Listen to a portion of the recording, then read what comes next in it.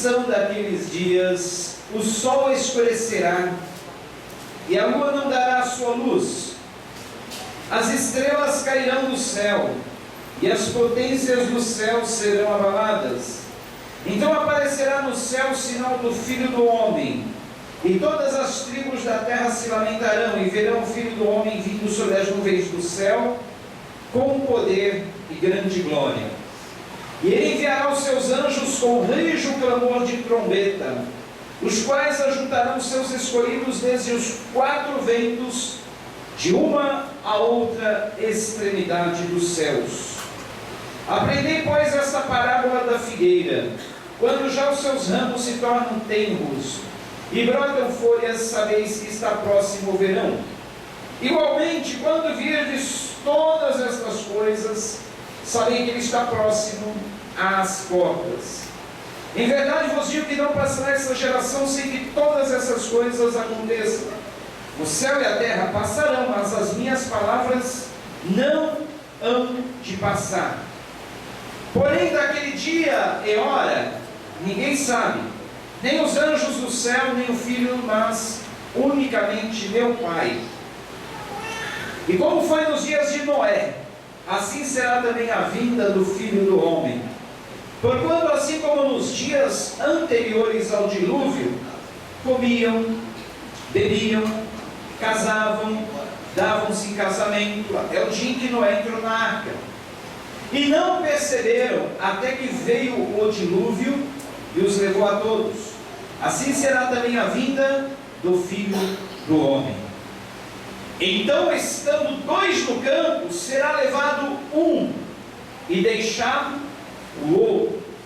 Estando duas moendo no moinho, será levada uma e deixada outra. Vigiai, pois, porque não sabeis a que hora há de vir o vosso Senhor. Mas considerai isto: se o pai de família soubesse a que vigília da noite havia de vir o ladrão, vigiaria e não deixaria minar a sua casa. Por isso estáis vós apercebidos também, porque o Filho do Homem há de vir a hora em que não penseis.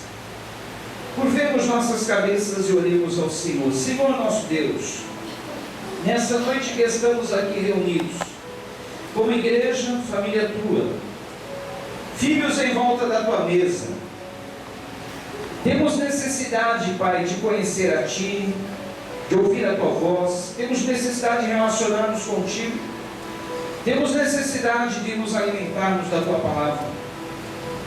Senhor, que a Tua palavra possa falar em cada coração, que o Teu Santo Espírito, que é poderoso para discernir as atitudes, os pensamentos de cada coração, possa iluminar, possa trazer luz, possa convencer do pecado, do juízo e da justiça. Espírito Santo de Deus, nós precisamos de Ti. Espírito Santo de Deus, nós dependemos de Ti. Eu não posso fazer nada, eu não posso convencer, eu sou apenas um vaso, um instrumento, um canal. Usa-me como instrumento, um canal, um vaso nesta noite, que assim a Tua palavra encontre em cada coração, em cada mente, um receptáculo, para que possa ser recebida e guardada em cada coração, em nome de Jesus. Amém. O tema da mensagem nesta noite é o fator 50%. Fator 50%. O que é isso?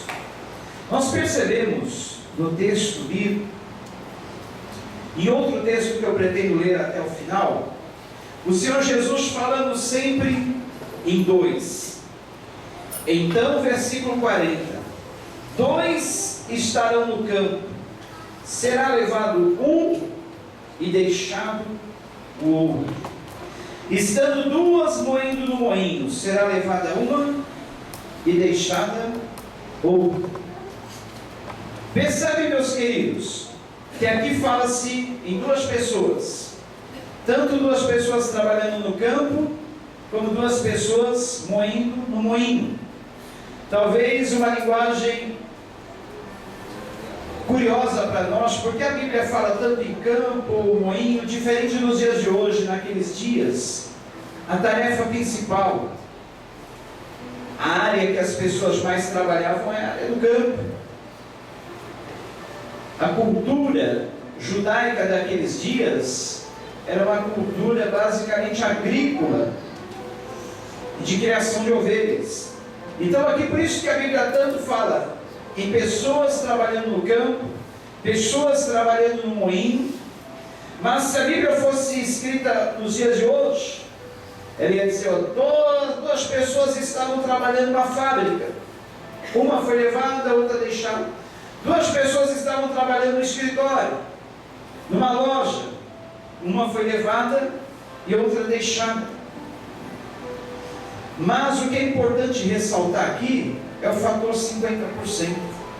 Eu disse na semana passada, quando eu me referia ao texto que está em Mateus 25, que diz assim: o reino dos céus será semelhante a 10 virgens, que tomando as suas lâmpadas saíram ao encontro do esposo.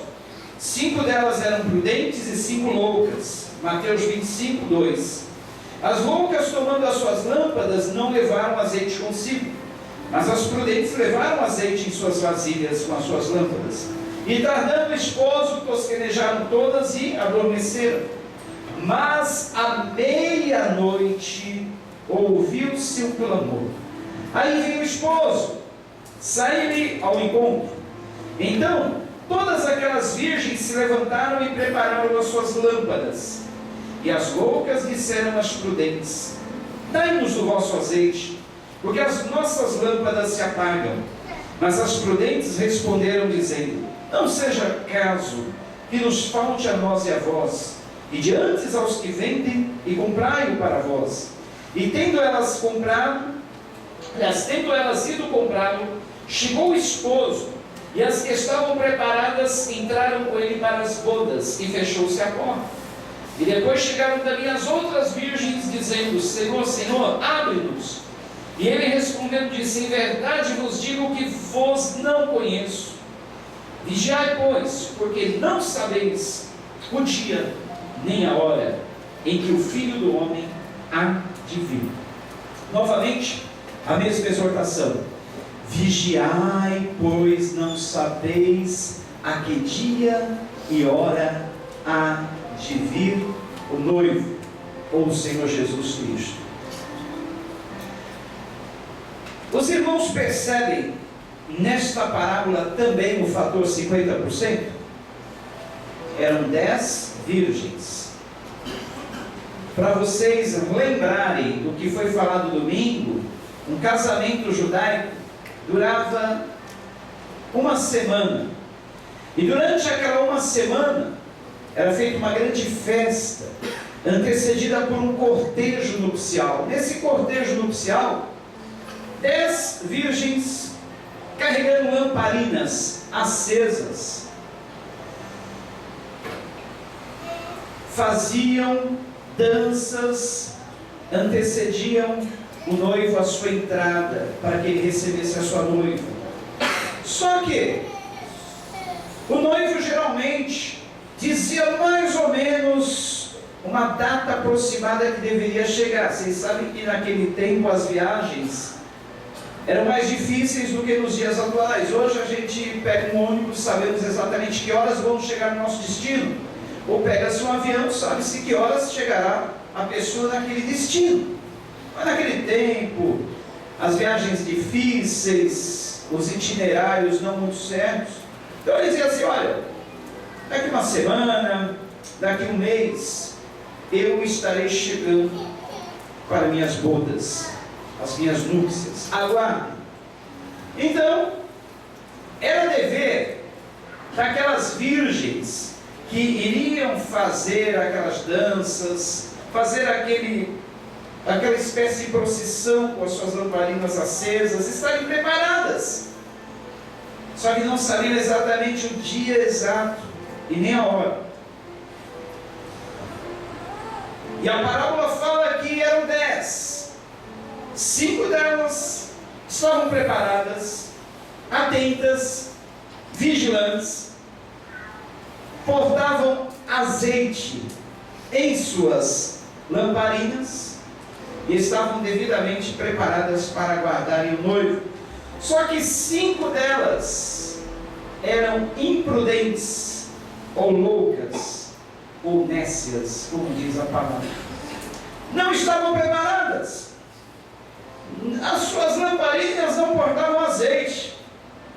E na última hora, quando ouviu-se o grito exatamente à meia-noite, aí veio o noivo, saindo ao encontro. Era o momento delas irem ao encontro do noivo, com as suas lamparinas acesas, com danças, naquele cortejo nupcial. Só que haviam dormido, tosquenejado, cochilado. E quando perceberam, cadê o azeite para acender a lamparina? Não tinha mais, acabou. E agora? Como elas iriam comprar? Como elas iriam recarregar as lamparinas? Não dava mais. Imagine só o desespero. E elas queriam participar da festa, elas queriam participar do cortejo nupcial, não podiam. E o pior de tudo é que assim que o noivo entrou, e aquelas que estavam preparadas acompanharam-no, a porta se fechou. Triste, né? Quando elas chegaram, viram as portas fechadas. Elas não podiam participar daquela festa, elas não podiam participar daquelas bodas, elas não podiam participar das danças, daquela alegria que estava acontecendo do lado de dentro. Triste isso. Você já se sentiu assim? Do lado de fora de uma festa, as portas se fechando na tua cara e você não podendo entrar? Triste. Mas aqui nessa parábola nós também vemos o fator 50%.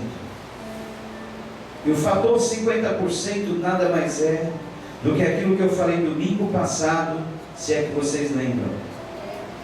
Que a igreja que o Senhor Jesus vem buscar não é essa igreja que nós estamos vendo nos dias de hoje.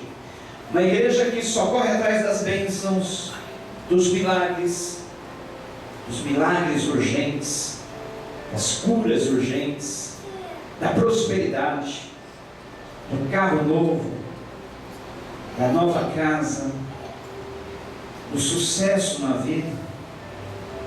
Essa igreja dos dias atuais não é a igreja que o Senhor Jesus vem buscar.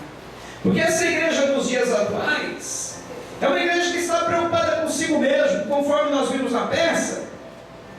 É uma igreja que não deseja a participação mais efetiva de Jesus na sua vida. Jesus, deixa eu aqui estudar sozinho. Aliás, é bom o senhor nem estar junto comigo mesmo, porque sabe como é, né? Eu tenho aquele costume de colar na provinha, na prova e fazer aquela bolinha, né? Então é bom o senhor nem se envolver com isso. Deixa eu aqui comigo. Jesus, deixa eu curtir aqui minha academia. Eu quero estar bem forte, eu quero cuidar do templo do teu Espírito Santo, né? Será que a intenção é realmente essa? Cuidar do templo do Espírito Santo? Ou cuidar da aparência, como foi falado na peça? Jesus, eu estou assistindo minha programação, mas deixa eu aqui, Jesus. Eu curto um pouquinho esses filmes, esse tipo de filme. É bom o senhor não se envolver muito, deixa. Mas como foi falado a peça, Jesus, Ele não quer tolher a sua liberdade. Ele não quer cercear você. Não. Ele não quer te impedir de fazer nada. Ele quer simplesmente estar junto com você. Em Apocalipse capítulo 3, olha só que bonito. Apocalipse capítulo 3, versículo 19, ele te diz assim: eu repreendo e castigo a todos quanto amo. Sê, pois, zeloso e arrepende-te. Eis que estou à porta e bato.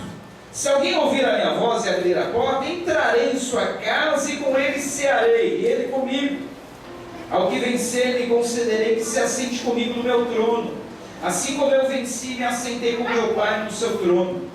Quem tem ouvidos, ouça o que o Espírito diz às igrejas. Geralmente nós pregamos esse texto aqui para os que a gente chama de não crentes, não salvos ou não convertidos, né? Como se a gente pudesse rotular. Esse é crente, esse não. Esse é salvo, esse não. Mas nós não podemos rotular ninguém. Às vezes a pessoa está lá fora, mas ela está sempre convidando Jesus a estar com ela está sempre convidando Jesus a participar da vida dela. E muitos dos que estão dentro da casa do Senhor estão com a porta fechada para Jesus. Então por isso que nós não podemos rotular. Esse é crente, esse não é. Esse é de Deus, esse não é. Porque naquele dia nós vamos ter muitas surpresas. Mas aqueles que nós pensávamos que era de Deus, não serão. Aqueles que nós pensávamos que não tinha Deus, nós veremos que tinham. Então esse texto que nós costumamos pregar para os, entre aspas, não crentes, na verdade, não são palavras dirigidas aos não crentes, são palavras dirigidas à igreja do Senhor. Essa carta, a 7ª do Apocalipse, foi dirigida à igreja de Laodiceia, a qual o Senhor Jesus repreendeu duramente, dizendo: olha, vocês de Laodiceia, eu sei as suas obras, eu sei que vocês não são nem frio nem quente. Tomara se fosses frio ou quente. Assim, porque és morno e não és frio nem quente, vomitar-te-ei da minha boca. Como dizes, rico sou, estou enriquecido e de nada tenho falta, não sabes que és um desgraçado, miserável, pobre, cego e nu. Aconselho-te de que de mim compres ouro provado no fogo para que te enriqueças, vestidos brancos para que te vistas, e não apareça a vergonha da tua nudez, e que unja os teus olhos com colírio para que vejas. A igreja de Laodiceia era uma igreja semelhante à igreja dos dias atuais. A 7ª carta, as 7 igrejas do Apocalipse, foi dirigida a uma igreja que vivia num mundo de prosperidade. Eles eram ricos, eles tinham tudo. A cidade de Laodiceia tinha uma indústria de colírio. Eles eram avançados na medicina, na oftalmologia. Eles desenvolveram uma espécie de colírio que ninguém o superava. Eles conseguiam melhorar a visão de muita gente através daquele colírio. Eles tinham suas fontes termais de águas mornas, onde as pessoas podiam se banhar naquelas fontes, e eles se orgulhavam daquilo, porque eles eram uma cidade procurada por turistas, que iam em busca de banhar-se nas águas termais, águas mornas. Eles tinham também indústrias de tecido, fabricavam corantes para tingir tecidos. E o Senhor Jesus, ele ataca exatamente naquilo que a igreja se apoiava, suas riquezas. Eles diziam que eles tinham bom colírio, boas águas mornas, próprias para os seus banhos terapêuticos, indústrias de tecelagem. Mas o Senhor Jesus diz: apesar de vocês terem um bom colírio, indústrias de tecelagem, fontes termais, vocês são exatamente como essas águas que vocês têm na cidade, águas mornas, que só servem para provocar vômito. Quem já sentiu ânsia de vômito e já fez uso de uma água morna para provocar o vômito, sabe exatamente do que está sendo falado. Água morna só presta para provocar vômito, facilitar vômito. Então Jesus ataca-os dizendo assim: olha, tomara Tomara que vocês fossem ou frios ou quentes. Mas porque vocês são mornos, eu estou a ponto de vomitá-los da minha boca. Olha só. Sabe o que é um crente morno? É aquele cristão, mais ou menos, vamos dizer, aquele que está por cima do muro. Está nem de um lado, nem de um outro. É aquele que é o crente meio camaleão, que muda a cor de acordo com o ambiente.